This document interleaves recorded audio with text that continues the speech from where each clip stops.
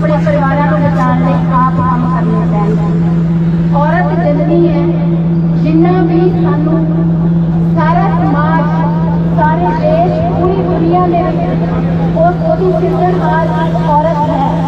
ते औरत अपने आप को अपनी शक्ति समझते हुए भी अपनी शक्ति को कायम रखे ते समाज को वधिया बनाने विच अपना निरंतर योगदान पाती रहे।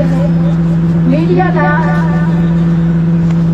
अज यूनिवर्सल मीडिया क्लब वालों इत्थे इंटरनेशनल वूमेन डे से इकट्ठ किया गया, प्रोग्राम किया गया।